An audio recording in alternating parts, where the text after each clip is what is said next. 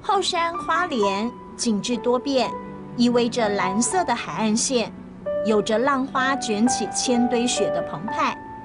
位在纵谷中央的凤林，则有着自己的节奏。人口只有1万多人的凤林小城，却有个响叮当的名号——告纵的故乡。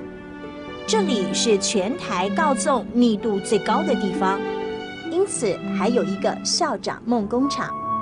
有没有很熟悉呀？你还记得怎么玩算盘吗？5、6、7、8、9，进位10。有印象了吗？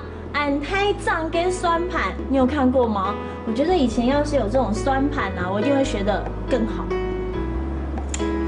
早期客家人都将当老师视为第一志愿，时间一久，甚至出现5代告纵。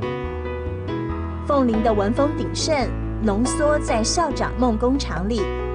除了镜字亭，许多教具在这儿被完整保存。这边看边玩，童年回忆一一浮现。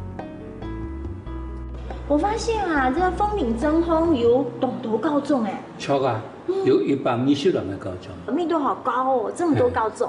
所以现在在这个空间里面有你的照片吗？有啊，有。當然我哋教授嘅，也是我讀學校嘅畢業嘅相片，也是我鳳林公學校嘅教長。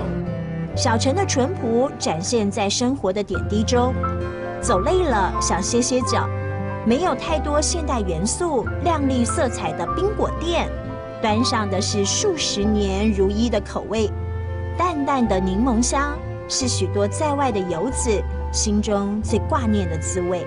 好热哦，头哥，俺想爱吃饼饼的东西。爱吃哪个饼？有什么推荐的吗？哪个是招牌？三条饼，有冰淇淋，有柠檬汁啊，柠檬汁，好不好？谢谢。哇，饼饼的，先管很饱饱块哦。凤岭真空有懂得告纵，听着老人家翻开记忆的扉页，调皮捣蛋的孩子仿佛就在眼前奔跑，抢着尝那一口柠檬的淡香，清爽了无数个人生的志向。